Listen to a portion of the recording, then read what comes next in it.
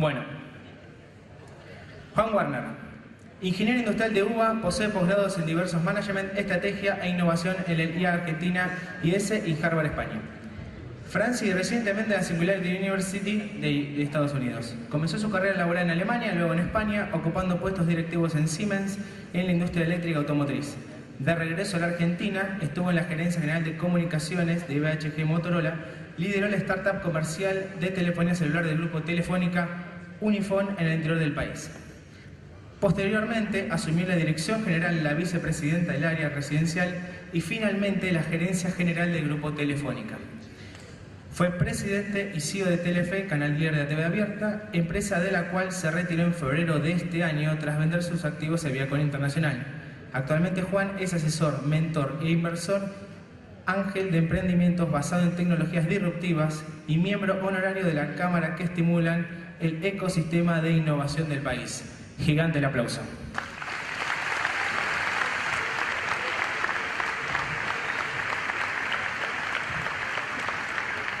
¿Qué tal? Buenas tardes a todos. La verdad que es un honor, un placer estar aquí con ustedes hoy. Muchas gracias a los organizadores por la invitación y muchas felicitaciones por la cálida apertura del jueves último y porque realmente creo que este tipo de eventos son muy enriquecedores.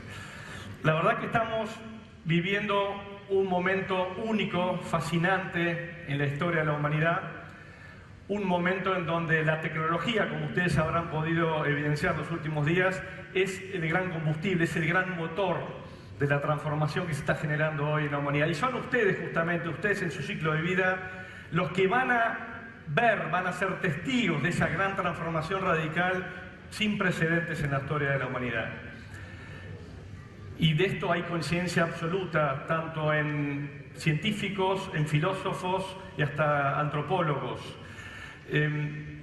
La realidad es que mucha gente no sabe, no tiene conciencia de lo que está pasando, no tiene mucha idea, probablemente por una mezcla de ignorancia y falta de interés, las cosas nos terminan explotando en la cara. Y la pregunta es, ¿cómo hacemos? ¿Cómo nos preparamos para esta nueva era en donde probablemente lo que pensábamos que era ciencia ficción ya es una realidad?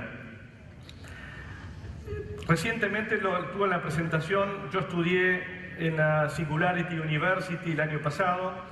Es una universidad que fue creada por Peter Diamandis, Ray Kurzweil, Google y la NASA, y que tiene por objetivo primordial el solucionar los grandes dilemas de la humanidad, apalancado en la tecnología.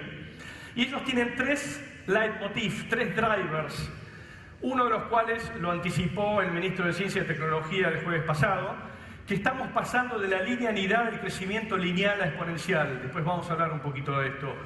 Y que justamente esta transformación de pasar de lo lineal a lo exponencial es lo que libera una energía tremenda que hace que todo lo que consideramos hasta ahora escaso pasa a ser abundante, como puede ser el conocimiento, la conectividad, y como lo que muy probablemente será en poco tiempo más la energía, el agua, que tendrá acceso todo el planeta y probablemente a un costo marginal. Y por último también que estamos pasando de lo local a lo global. Ya hoy tenemos que pensar en grande, ya no podemos pensar en chiquito. Todo producto, todo servicio que generemos, cualquier prestación de servicio que tengamos en mente, lo tenemos que pensar en forma global. Comentaba antes el tema de la exponencialidad. Todo el mundo habla de exponencialidad, pero ¿qué es la exponencialidad realmente? ¿De qué se trata? Para eso empecemos primero por acá, bueno, perdón, voy a retomar. Singularity basa la transformación de la humanidad en que ya en los últimos 100 años hubo un cambio drástico. Hubo un cambio drástico en cuanto a la esperanza de vida, que se duplicó y que crece 3 meses por año. De hecho, mucha gente ya piensa y especulan con eso, de que ya nació la persona que va a vivir más de 1000 años. Vemos que el ingreso per cápita se ha triplicado, vemos que la mortalidad infantil se ha disminuido en un factor de 10, que la alfabetización en el planeta ha pasado del 12% al 88%, pero mucho más aún, el costo del transporte, de las comunicaciones, mismo el conocimiento se ha incrementado en millones de veces. Una frase del ministro del otro día era que un chiquito en la mano, un chico de 10 años hoy con un smartphone en la mano, tiene probablemente más información de la que tenía el presidente Obama gobernando Estados Unidos años atrás. Y esto también Yuval Harari, que es un pensador, un historiador israelí, autor de 2 flamantes libros que se llaman Homo Sapiens y Homo Deus, manifiesta que el ser humano ha cabalgado con éxito los 3 grandes flagelos de la humanidad. Estos son el hambre, las enfermedades epidémicas y las guerras. Y considera que hoy es más probable que una persona se muera por obesidad, por adicción, por sobredosis de drogas o alcohólica, o bien por un accidente de tráfico, que por terrorismo o por un acto de violencia. Comentaba antes lo de la exponencialidad. ¿Qué significa exponencialidad? Y para eso vayamos primero a ver qué es el crecimiento lineal. Y la verdad, el crecimiento lineal es con lo que ha vivido el ser humano en los últimos miles de años. Es algo muy sencillo. Si nos imaginamos 30 pasos lineales, los podemos imaginar, los podemos dimensionar tranquilamente. Ahora, si por un momento pasamos a pensar en 30 pasos exponenciales, esto es 1, 2, 4, 8, 16, 32, 64 y así sucesivamente, nos vamos a dar cuenta que probablemente los 10, 15 primeros pasos sean relativamente sencillos, pero después se tornan bastante complejos simplemente porque nuestra cabeza, nuestro cerebro no está preparado para ello. Y acá lo vamos a ver gráficamente ahora. Si cumpliéramos los 30 pasos, llegaríamos literalmente a 1.000 millones de metros, 1 billón de metros, o lo que están viendo en pantalla, 26 vueltas a la Tierra. Hay un video muy interesante que ustedes pueden ver por internet, que es con unos chicos en una cancha de fútbol, con un papel del tamaño de una cancha de fútbol, intentan doblar el papel 30 veces y con ayudas de maquinarias y demás recursos llegan solamente a 11. Es muy interesante para verlo. Hace un tiempo largo, en 1965, el ingeniero Gordon Moore, el cofundador de Intel, manifestaba que los transistores por pulgada cuadrada iban a crecer, se iban a duplicar cada 18 o 24 meses. Eso después se llamó la ley de Moore y tuvo un crecimiento exponencial. Crecimiento que después prácticamente se superó y se adaptó al resto de las tecnologías. Ray Kurzweil, uno de los cofundadores de Singularity University, cuando toma esta curva, dice que generalmente hay un primer tiempo donde no pasa nada, que es un crecimiento lineal. Es aquello a lo que estamos acostumbrados los seres humanos y la verdad que no sucede nada nuevo. Y de repente hay un punto de inflexión, generalmente que no está previsto, que es una sorpresa, a partir del cual se genera la etapa de disrupción. La gente de Singularity y mucha gente, científicos más en el resto del mundo, sostiene que nosotros en este momento, la humanidad, está en este proceso de aquí. Estamos en este momento en donde tal vez no tengamos mucha conciencia, pero estamos entrando en una disrupción de todas las ciencias. De hecho, Ray Kurzweil tomó la ley de exponencial de Moore y dijo que cualquier ciencia, cualquier dominio, cualquier área que se digitalice y escala, adopta las mismas características que la ley de Moore, y él lo llama la ley de aceleramiento, de retornos acelerados, y que aplica a todas las disciplinas que pueden ver acá. La inteligencia artificial, que es la que cruza y alimenta prácticamente todo el resto de las disciplinas. Piensen, por ejemplo, en los autos autónomos, algo que era impensado años atrás. La nanotecnología, la medicina digital, la biotecnología. Y el tema es que el avance en cada una de estas disciplinas genera un efecto convergente y combinatorio en el resto de las disciplinas, generándose lo que se denomina una explosión de inteligencia sin precedentes. Si tomamos ahora también la exponencialidad en el ámbito de las redes, de la conectividad, hay una proyección que dice que para el año 2022-2025 va a haber 3.000 millones de personas adicionales que van a estar conectadas a la red, conectadas a Internet.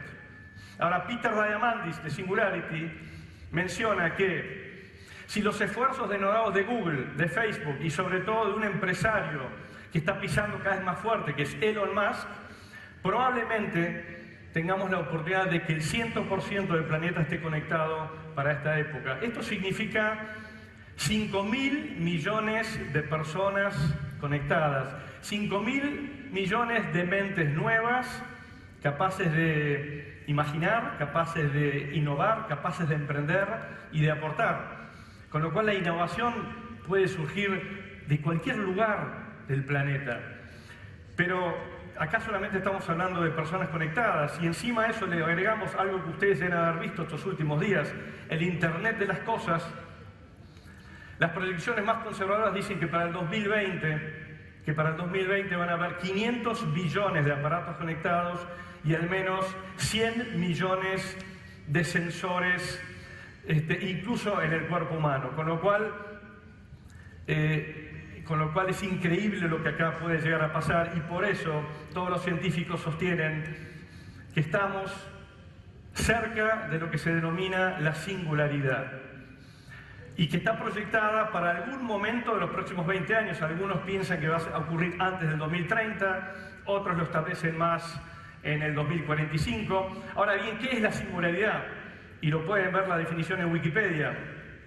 Es ese momento hipotético en donde la inteligencia artificial entra en una mejora continua automática y esto genera una explosión de inteligencia, una superinteligencia que va a ser muy superior al control o a la capacidad intelectual humana. Antes escuchaba por aquí un disertante anterior que decía que esto todavía no está ocurriendo, es verdad, pero ya tenemos casos como el AlphaGo, que le ganó la máquina a un jugador de Go, o que una máquina le ha ganado al mejor ajedrecista del mundo. O sea, ya empieza esto y como dicen lo de Singularity, esto está tomando un ritmo vertiginoso. Hay una persona, un pensador sueco, un filósofo, Nick Bostrom, que entre otras cosas también es gurú tecnológico de Elon Musk, de Bill Gates. Él advierte y dice que cuidado, que los humanos somos, como ves, jugando con explosivos, que la inteligencia artificial puede llegar a propiciar también el fin de la raza humana. Yuval Noah Harari, el pensador y filósofo egipcio israelí que les comenté antes, él sostiene la misma teoría y le agrega 2 puntos más a la agenda. Uno es la lucha contra el envejecimiento y la búsqueda de la inmortalidad. Como ya dije antes, ya hay gente que especula que ya nació el hombre que va a vivir 1000 años. Y él dice que tal vez sea la búsqueda más intensa y más aspiracional dentro del ámbito científico. Y segundo, la lucha de la felicidad, la conquista de la felicidad. Algo complejo porque hasta ahora ningún científico ha sabido modelar, cuantificar con indicadores duros lo que es la vulnerabilidad, la tristeza o la felicidad misma. Y de hecho, si volvemos para atrás, los seres humanos hemos sido muy malos, prácticamente incapaces de proyectar todo tipo de cuestiones socioculturales o vinculares. Quiero finalizar este bloque con un pequeño video del World Economic Forum que de alguna forma resume lo que es la 4ª revolución industrial.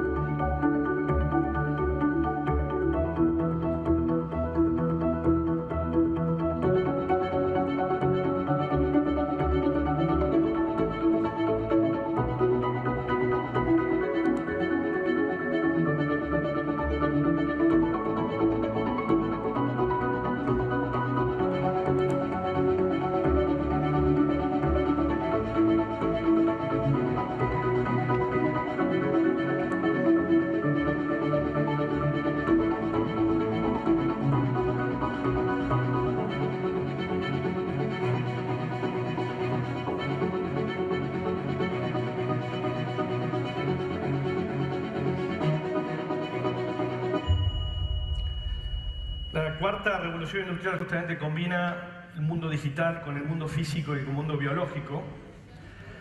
Va a tener un impacto tremendo en todos los órdenes de la vida y obviamente también en el mundo de las organizaciones, en el empleo en general. A las empresas le encuentran extremadamente difícil todo lo que es la innovación tecnológica. Sobre todo empresas grandes, maduras, el generar innovación dentro de su plantilla, el cambiar modelo de negocios, el cambiar actitudes nuevas, modelar una nueva cultura, muchas veces les resulta muy amenazante, tienen mucho miedo. Y de hecho, una de las características principales es la adopción tecnológica, sobre todo probablemente de no millennials, de personas mayores de 40 años. Todos tenemos siempre cierto miedo, cierta inseguridad, y de alguna forma siempre está finalmente la respuesta, pero lo hice toda la vida así, ¿por qué lo tengo que cambiar? Con lo cual, esto está generando un cimbronazo dentro del mundo de las empresas, y va a tener que caminar mucho más rápido.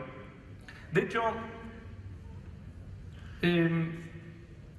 cuando miramos las empresas más importantes del mundo, hoy ya el ciclo de vida de las compañías ha disminuido sustancialmente. Allá por el año 1920 del siglo pasado, el ciclo promedio de una compañía era de casi 70 años, 67 años para ser precisos. Hoy en día es solamente de 15 años y la proyección es de unos 12 años en los próximos años. Con lo cual, este tema de la disrupción es un tema a tener en cuenta, a estar muy atentos para tratar de anticiparse.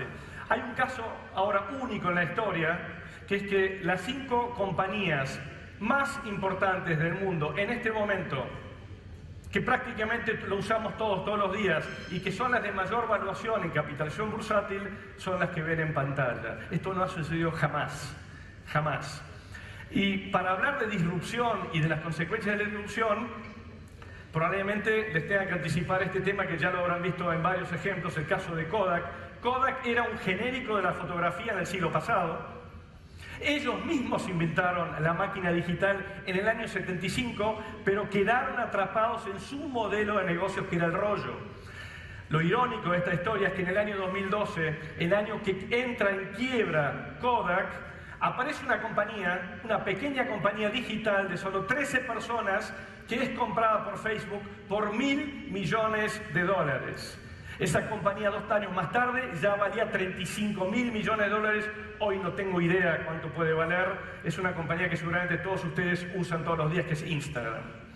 Y tenemos otro caso también, que probablemente ustedes se acuerden porque acompañaban a sus padres los fines de semana para alquilar las películas VHS.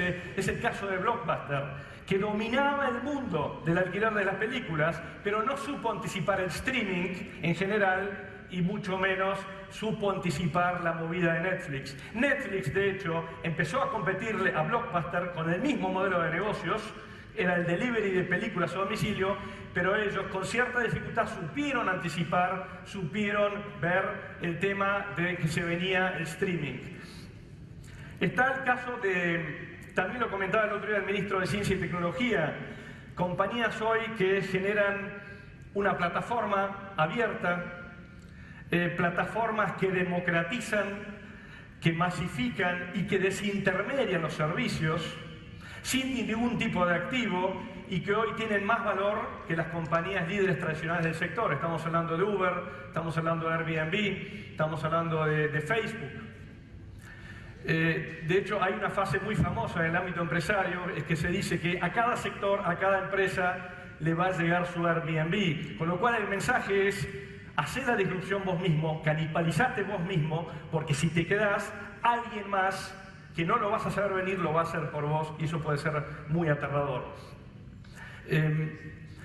Está esta persona, Philippe Laloux, es un belga que escribió un libro muy interesante, se llama Reinventando Organizaciones, y él habla que en la actualidad conviven 5 modelos de organización, desde la más autocrática y autoritaria, la más jerárquica, por así decirlo, probablemente la que sea todavía más habitual en el mundo de las grandes empresas, hasta las más modernas, como dijeron hace un rato, probablemente las digitales o las que nacieron en el mundo digital, compañías como Spotify o como Zappos con Z, que hacen delivery de zapatos online. Él denomina que hay 3 características fundamentales de estas compañías más modernas. Y me voy a repetir un poco con los disertantes anteriores. El primero se trata de que consideran a la persona en forma integral. Consideran la parte racional, pero también consideran la parte emocional. Lo consideran como un todo. Y esto no es un tema menor, porque el tema emocional siempre ha sido subestimado en la vida laboral. Y eso genera cierto tipo de controversias, prejuicios y hasta quiebres emocionales en las personas. De hecho, yo recuerdo mi primer trabajo, cuando empecé a trabajar en Alemania, mi jefe me dijo: cuando venga a trabajar, Werner, y usted cuelgue su chaqueta en la silla, haga de cuenta que usted cuelgue sus emociones también, porque lo queremos concentrado, enfocado todo el día, como un robot. Esto obviamente no es sostenible. El segundo aspecto que marca Philippe Laloux es el de la autonomía. Hay infinidad de estudios que ya fundamentan y sustentan que no hay duda alguna que la autonomía mejora el rendimiento personal, mejora el rendimiento colectivo y especialmente favorece la creatividad. Dicho esto, pocas empresas están adoptando hoy el tema de la autonomía. ¿Y saben por qué? Porque en la medida que se adopte la autonomía, las jerarquías tienden a desaparecer y las grandes resistencias están en el management, sobre todo en el management medio, que tiene que dejar de ordenar y controlar para pasar a ser un coach y un facilitador de los grupos de trabajo. Y el tercero es el propósito. Que la compañía tenga un propósito noble, alentador, estimulante y que vaya más allá de lo estrictamente económico, que también integre y contemple lo social y lo ambiental. Estas 3 características es verdad que solamente se dan en pocas compañías, pero es necesario que todas las compañías lentamente vayamos abordando este tipo de cosas. Explorando más en internet, me encontré con una persona que se llama Jacob Morgan, que describía las 5 tendencias de las organizaciones a futuro, y son las siguientes. Primero, como ya vimos, y ustedes lo habrán evidenciado estos últimos días, es la tecnología. Ya crecemos con la tecnología ya es una extensión del cuerpo humano. Ya la inteligencia artificial, el cloud computing, el Internet de las cosas, las plataformas colaborativas ya son existentes y mejoran notablemente el rendimiento de las compañías, de las personas, y sobre todo lo que hacen es te dan resultados en tiempo real. Ya no necesitas ver un reporte que fue configurado sobre meses anteriores. Tenés en el minuto a minuto, como es en televisión, el rating de televisión, el minuto a minuto cómo está gestionando tu empresa. Esto es algo ya que existe, que ya está en marcha, pero que hay que ir mucho más rápido en esto. Sobre todo las compañías grandes tienen que ir mucho más rápido. El segundo aspecto, también lo comentaron años, son ustedes, los millennials. Ustedes van a conformar el 50% de la fuerza activa laboral mundial en el 2020 y el 75% en el 2025. Ustedes tienen prioridades, tienen estilo de vida que muchas veces son subestimados o desestimados por los mayores. Ustedes privilegian trabajar en culturas, en ambientes diversos, con plataformas colaborativas, donde prime la cooperación, donde prime lo social, donde prime el juego de alguna forma. Y ustedes también van a ir adoptando esto que se llama del mentoring inverso. Probablemente ustedes empiecen a mentorear a veteranos. Es una cosa así como el Benjamin Button de la educación. Obviamente esto conlleva nuevos comportamientos.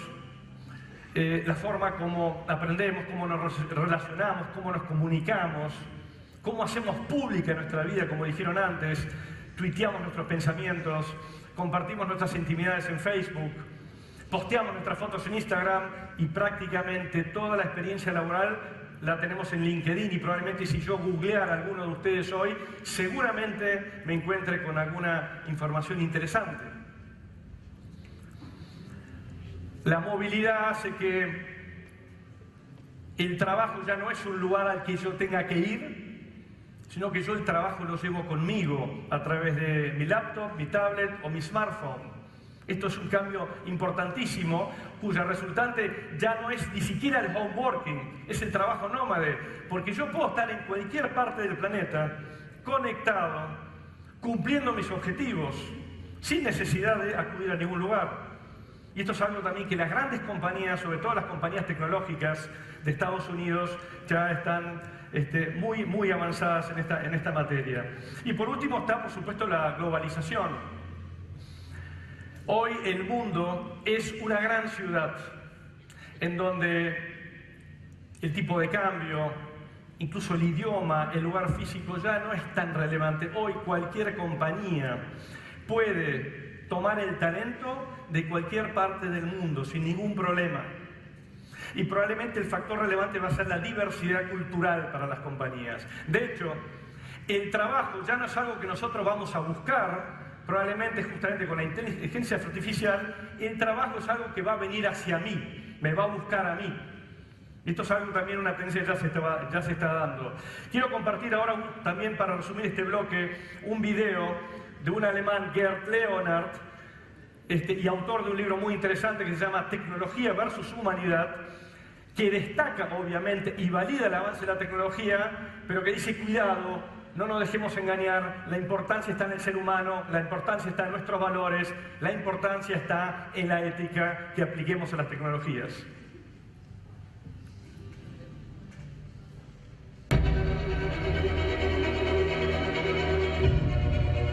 Once upon a time, business as usual was often good enough. No more. Where we are going, good enough is dead. In a world where everything is connected, everything is equally excellent, where performance is reaching perfection, there's only one space left to innovate in: you. Right now, you are a central point in the raging tornado of change fueled by digitization, mobilization, augmentation, disintermediation, automation. Well, the list goes on. Science fiction is becoming science fact. Think about self-driving cars or computers that can learn and think. The way we work will never be the same. The skills we need will be dramatically different. Winning or losing are now happening faster than ever before. So what's your response? How will you discover new opportunities in one of the most transformational times in human history? Are you driving change, or are you being driven by it? Disruption has become the new normal. With change, it's always gradually, then suddenly, well, things really have stopped happening gradually. This change is exponential. Everything that used to be dumb and disconnected is now wired and intelligent. Cars, cities, ports, farms, even our bodies will be wired with sensors and will talk to each other. These game changers are also combinatorial. They amplify each other, creating a perfect storm of change. Years out from today, we need to go beyond technology and data to reach human insights and wisdom. Technology represents the how of change, but humans represent the why. The future is about holistic business model.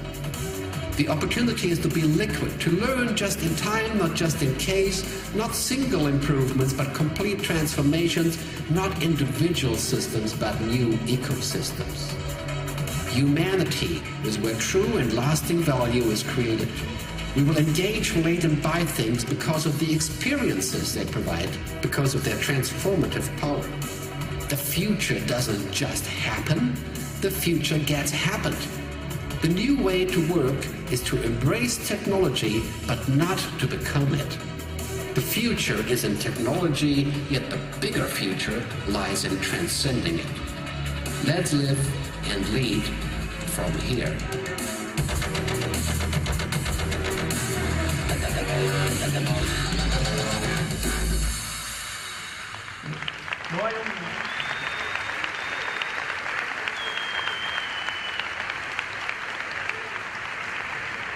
No hay un consenso de qué es lo que nos va a deparar el futuro apalancado en estas tecnologías exponenciales. Y ustedes van a apreciar que hay muchas discusiones en las redes para los que les gusta investigar un poco. Pero si por un momento aquí dejamos de lado las visiones fatalistas y extremas, sí hay un consenso, al menos, de cómo tenemos que abordar los seres humanos esta nueva etapa.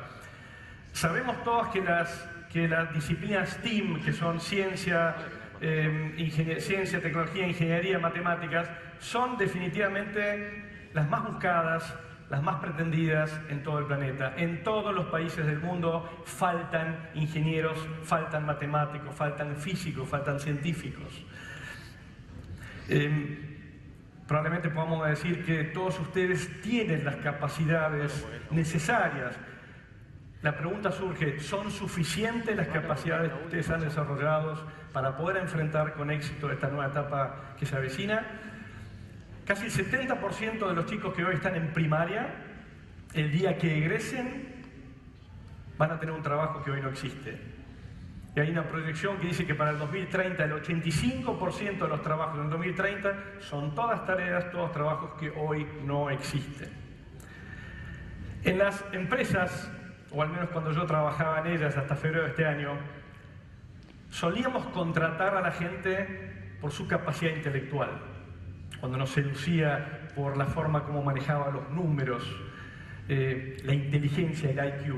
Y después, paradójicamente, los despedíamos cuando no sabían manejar muy bien conflictos emocionales en la compañía o cuando no sabían trabajar en equipo.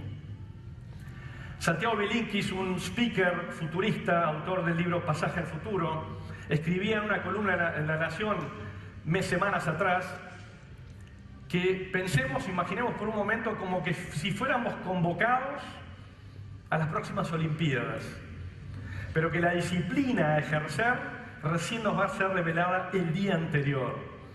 Entonces la pregunta es, ¿cómo me preparo? ¿Qué es lo que hago? ¿Qué es lo que puedo hacer? Y nuevamente, ustedes, las capacidades que han generado, que son el juicio crítico, la capacidad de análisis, el pensamiento abstracto, la resolución de problemas complejos, no hay duda alguna que son las herramientas y las habilidades más importantes para abordar este mundo, pero probablemente no sean suficientes. Yo, a partir de la bibliografía consultada y de mi experiencia de frustraciones, de triunfos y de fracasos a lo largo de 31 años, lo único que yo les puedo decir es que lo que les sugiero es ampliar la mente, ampliar la perspectiva y desarrollar fuertemente todas las habilidades emocionales y sociales, aquellas que prácticamente han sido coartadas desde la primera revolución industrial hasta la fecha, prácticamente no teniendo lugar en el mundo empresario. Y le diría que para esto hay que empezar con la madre de todas las batallas, que es la empatía.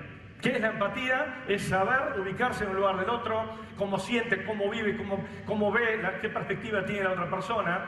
Es abandonar mi marco de referencia por un instante y situarme en el marco de referencia del otro.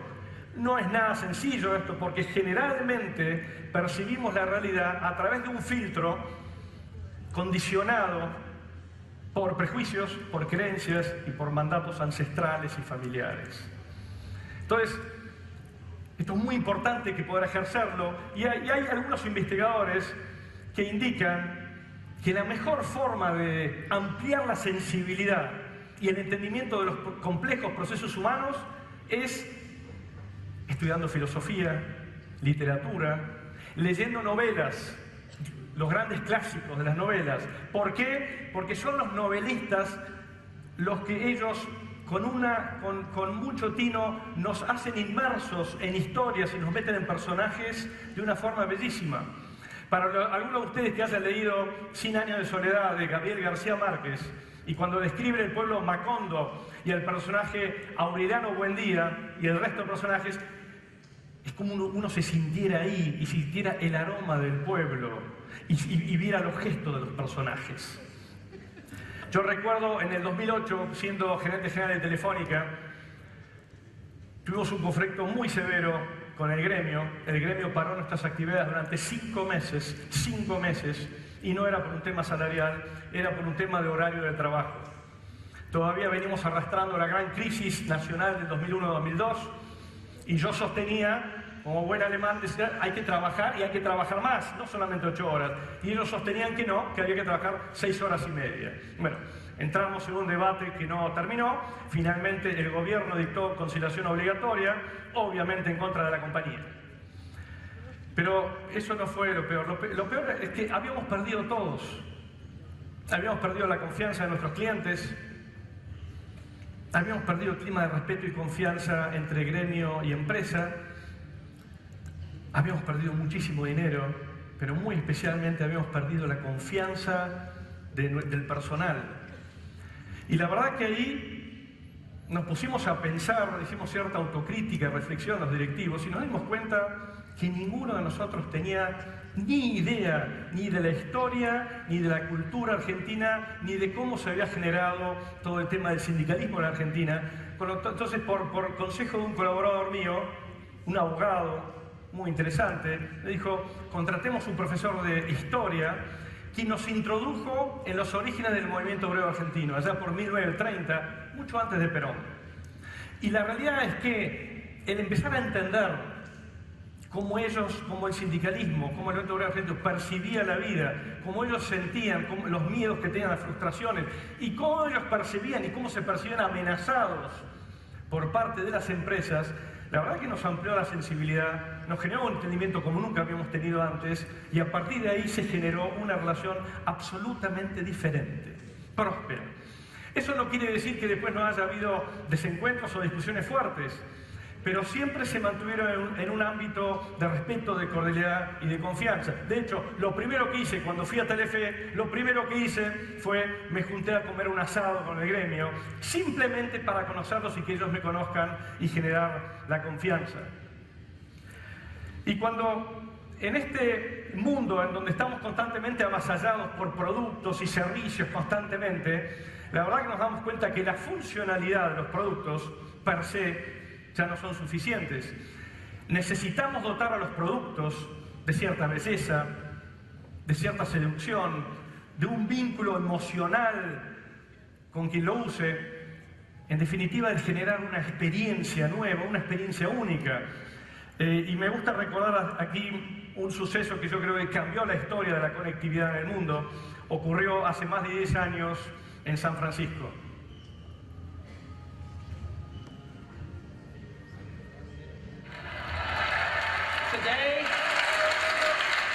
Today, Apple is going to reinvent the phone.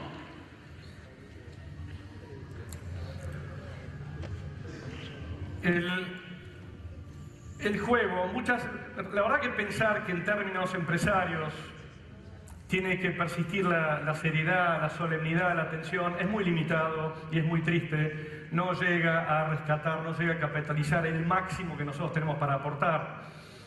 La verdad que el juego del humor bien entendido alivia tensiones, levanta la moral, facilita la creatividad y es hasta un buen factor de cohesión.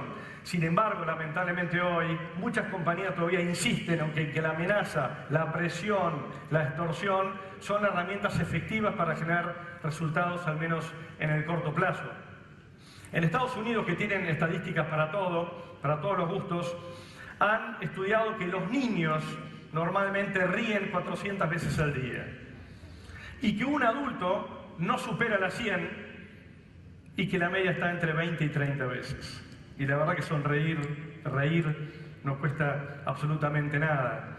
De hecho, se activan la cantidad de músculos, 400, dicen, desde los estomacales hasta la cara, que alivia tensiones, elimina el estrés y hasta ayuda a adelgazar. Entonces, algunos investigadores dicen que ¿por qué no recreamos en las empresas, por qué no recreamos aquello que hemos vivido en preescolar, en jardín de infantes, cuando sin darnos cuenta aprendíamos muchísimo, pero en forma lúdica, en forma de juego? No es nada sencillo, lo están consiguiendo esto las compañías nuevas, obviamente.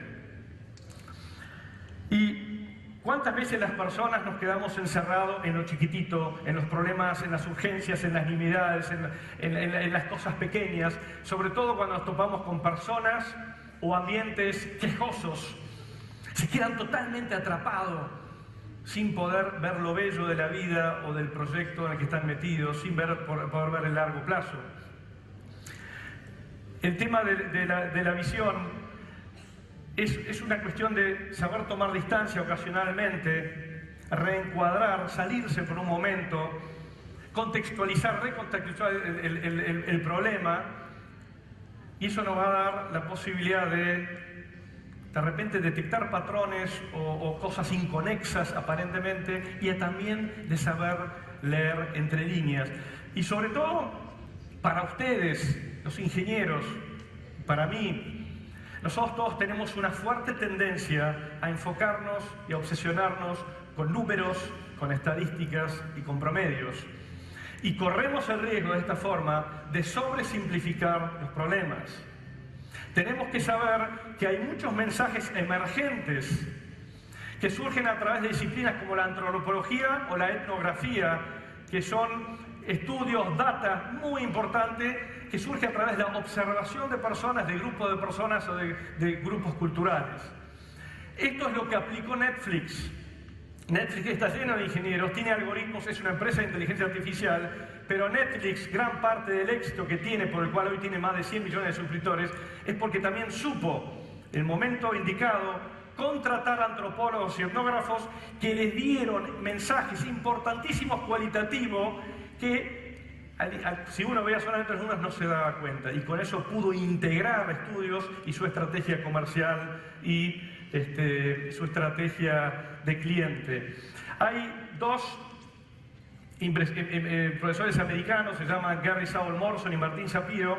Ellos se dedicaron a estudiar todos los fracasos de los modelos económicos en el mundo y llegaron a la conclusión que era por un problema de entendimiento del humano, un problema de entendimiento de las personas humanas. Y ellos sugieren, para que podamos ejercitar esto, para que podamos ampliar nuestra perspectiva y no quedarnos atrapados, es, uno, siempre entender la cultura.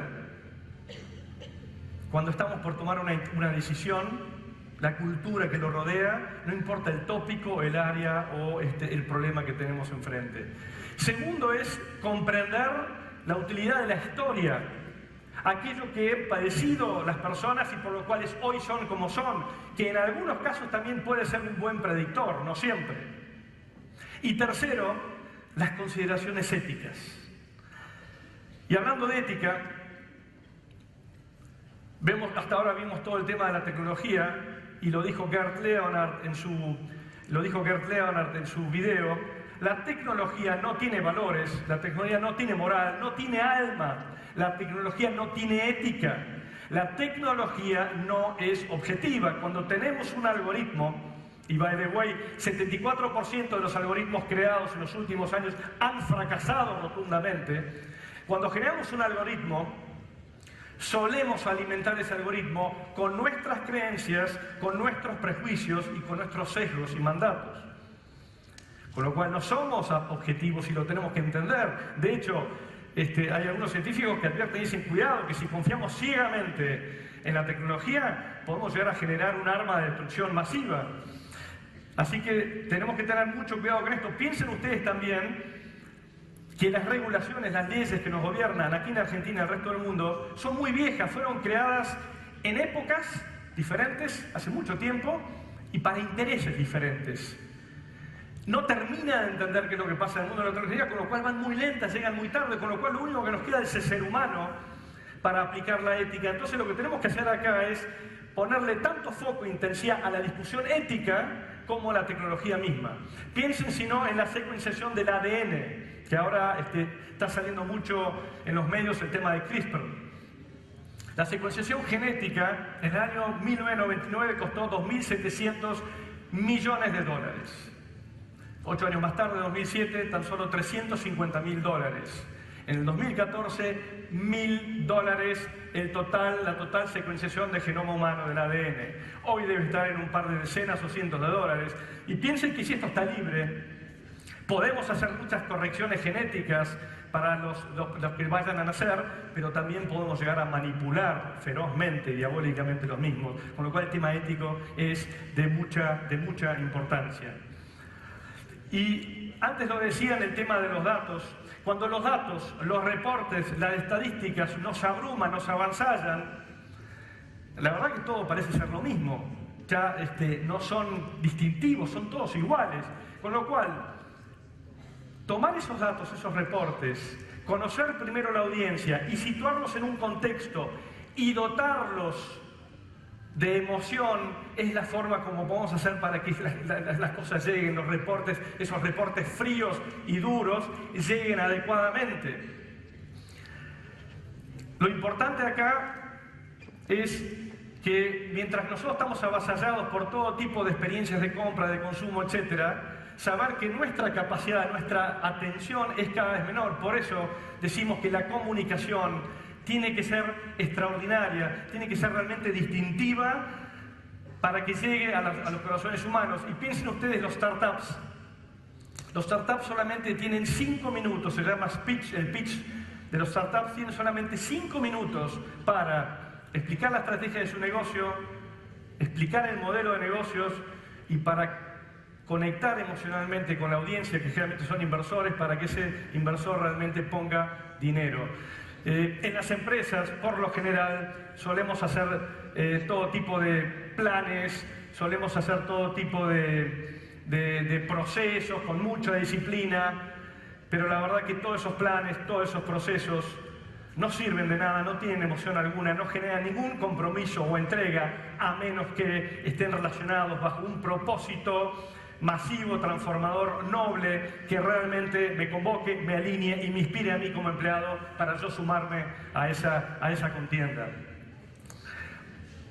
Por último, también lo dijeron antes, es el tema del propósito. De la misma forma que las empresas tienen un propósito masivo, transformador, como también dice Salim Ismail de Singularity University en un libro muy interesante que se llama Exponential Organization. Para las personas es exactamente lo mismo, es esencial que tengamos un propósito, una inspiración. Probablemente no seamos conscientes de ello o no lo hayamos conocido aún. De hecho, hay una psicóloga científica famosa por sus charlas TED, Angela Duckworth, que escribió Grit, la pasión y la perseverancia. Ella dice que esto no es así que uno se levanta un día y dice, eureka, descubrí mi inspiración, qué es lo que me gusta en la vida, ahora me voy a dedicar a eso. Que no es así, que son muy pocas las personas que encuentran su real vocación a edad temprana. Ella comenta que el encuentro del propósito es generalmente un proceso muy largo y complejo, de interesarnos por infinidad de cosas y proyectos, de estudios intensos, de ejercicios deliberados, de equivocarme 1 y 1000 veces para así, sin garantía alguna, tal vez pueda encontrar algún día aquello que me entusiasme, que me apasione, que me haga brillar los ojos.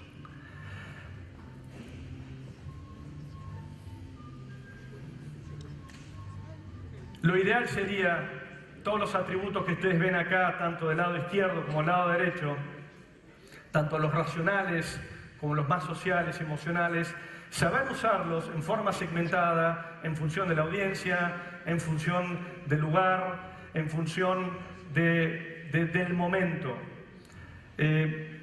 Y acá aparece una persona llamada Steven Johnson, también famoso por charlas TED. Él se preguntó a sí mismo y lo investigó, ¿de dónde surgen las buenas ideas? ¿De dónde surgen esas grandes ideas?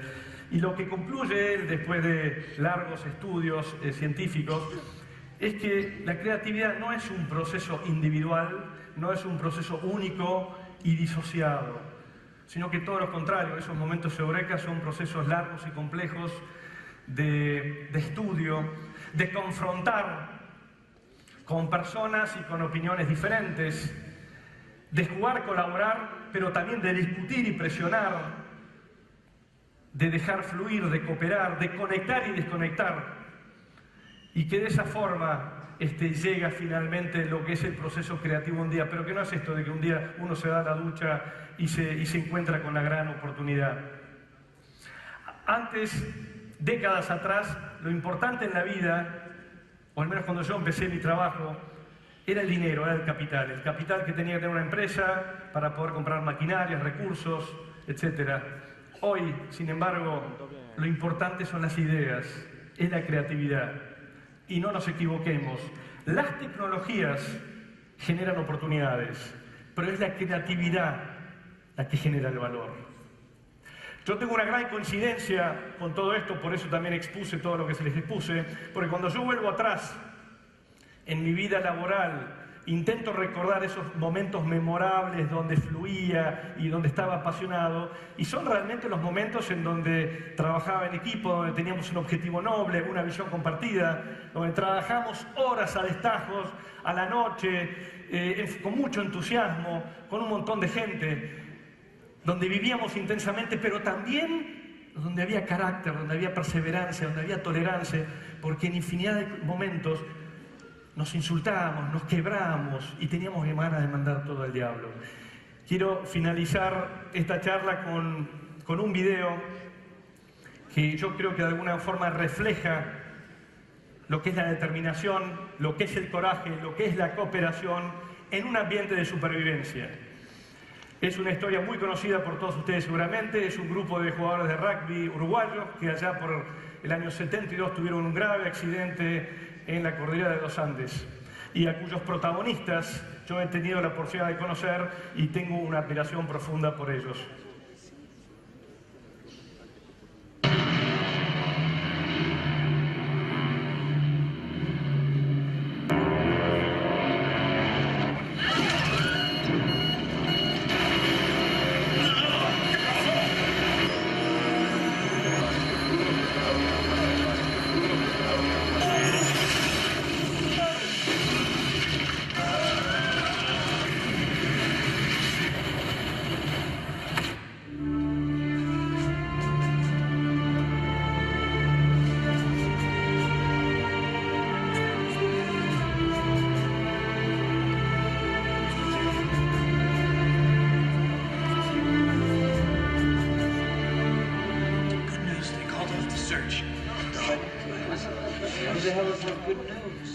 Because it means we're going to get out of here on our own, all right? We're going to save ourselves. What's that you said? It won't work. When we tried to climb the hill, we had no strength. It's true.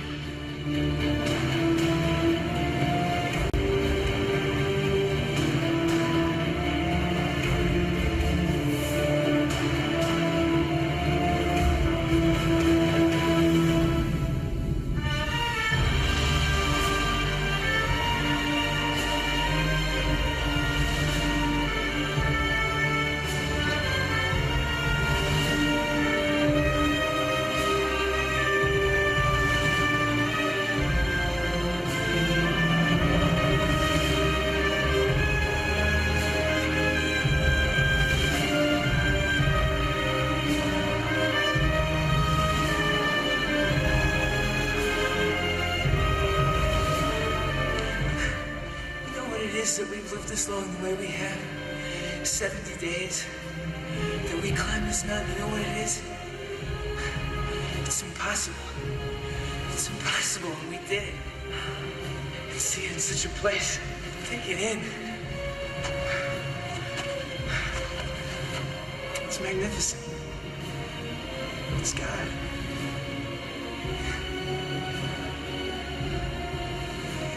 And it'll carry us over every stone, I swear.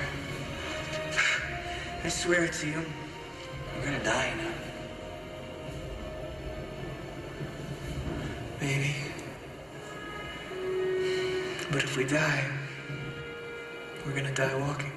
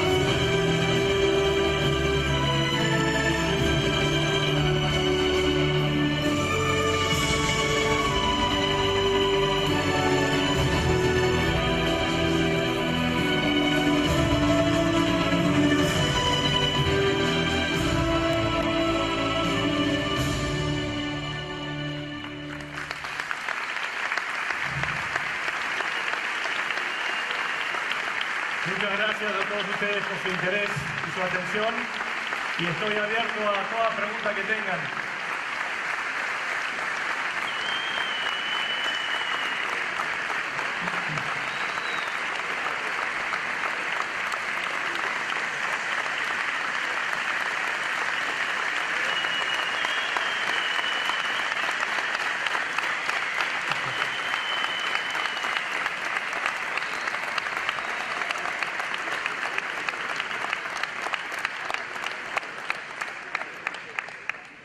Bueno, elegimos un par de preguntas, que tengo papeles, celulares, todo acá. Se me apagó, bien. Ya no soy 4G. ¿Piensa que hay gente que se opone a esta cuarta revolución industrial? ¿Perdón? Si piensa que hay gente que se opone a esta cuarta revolución industrial. No sé si hay gente que se opone, yo creo que hay mucha gente que ni siquiera es consciente o tiene idea de lo que supone la cuarta revolución industrial.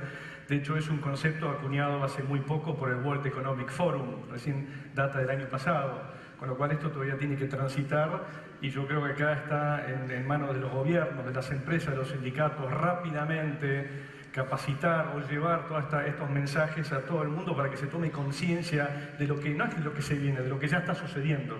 No, hay gente que tiene miedo, obviamente, de lo que puede suceder y eso es natural. Y bueno, yo creo que por eso es importante ir con mensajes para quitarles ese miedo a la gente. Perfecto. ¿Y cómo ve que afecte a Argentina esta cuarta revolución industrial y qué papel van a ocupar los ingenieros industriales? No, yo ya dije antes que los ingenieros industriales probablemente sean las personas mejor preparadas para esta nueva era.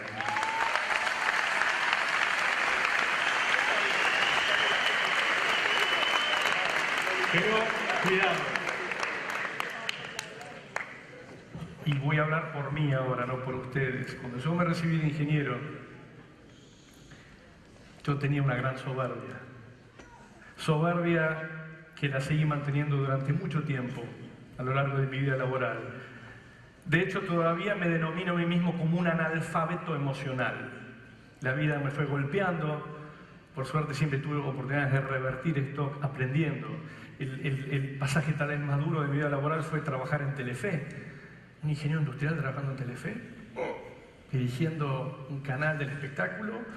Fue un golpe enorme y por otro lado, debo admitir que fue la experiencia más intensa, más linda de mi vida. Con lo cual yo les digo, sí, ustedes tienen las capacidades desarrolladas, pero cuidado, sean humildes, exploren, investiguen, estudien, porque lo que llega ahora es el estudio permanente. Tal vez en la época mía todavía con el estudio que yo hice me sirvió, aunque yo seguí estudiando toda mi vida constantemente y agradezco eso. Y de hecho ahora me encuentro otra vez con una devoción tremenda estudiando todo esto de la cuarta revolución. Con lo cual ustedes están obligados a estudiar permanentemente, porque probablemente los trabajos cambian radicalmente, como le dije antes. Hoy el tiempo laboral promedio en Estados Unidos es de tan solo 4,2 años. Con lo cual el freelancing, el trabajo nómade ya está. Y encima en un estudio reciente también de 230.000 personas en 142 países, solo 13% declaraba que le gustaba el trabajo, que había algún sentido. Con lo cual probablemente vayamos también a jornadas laborales semanales de tan solo 15, 20 horas. Vamos a tener probablemente todos más tiempo para el estudio, para la familia, para el deporte y para el ocio. Con lo cual, ustedes están mejor preparados que nadie, no tengo duda alguna, pero no se queden ahí, sigan estudiando y sobre todo abran la cabeza con gente excéntrica, lean todo lo que se les cruza y jamás se queden.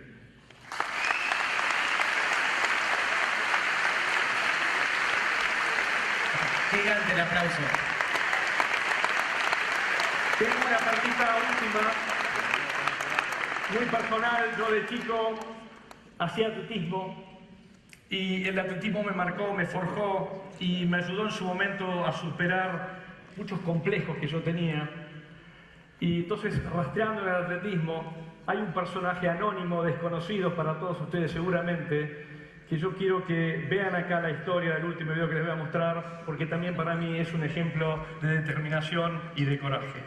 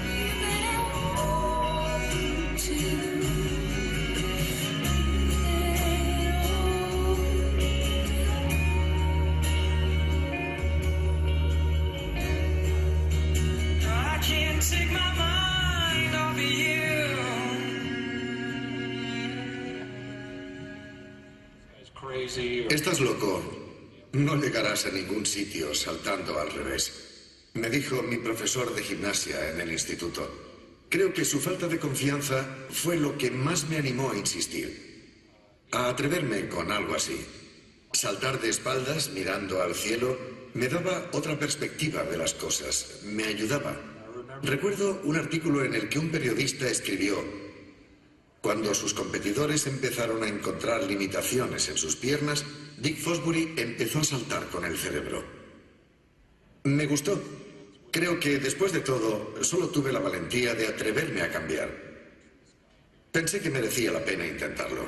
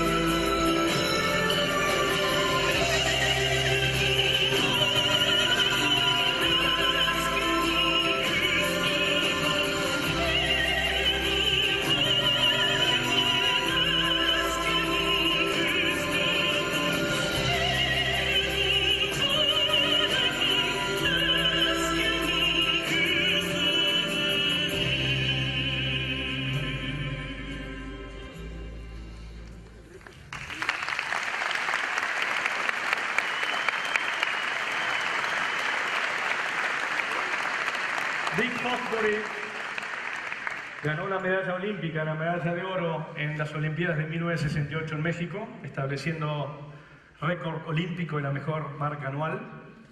Con el tiempo todos los atletas fueron adoptando su estilo. Dick Fosbury fue primero criticado, burlado, humillado por su estilo innovador, hasta que en un par de horas se convirtió en héroe nacional. Dick Fosbury se retiró del atletismo cuando quiso clasificarse para las Olimpiadas de 1972. Evidentemente no era el saltador nato más notable de su época, no era Usain Bolt. Pero Dick Fosbury marcó un hito en materia de innovación. Dick Fosbury vive hoy retirado en Estados Unidos. Dick Fosbury es ingeniero. Muchas gracias y buenas noches.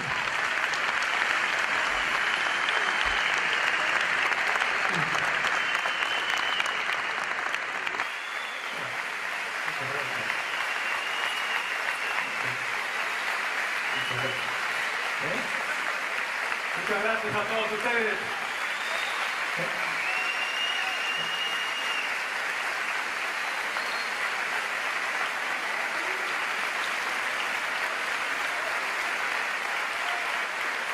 Muchas gracias a ustedes. Chao, chao.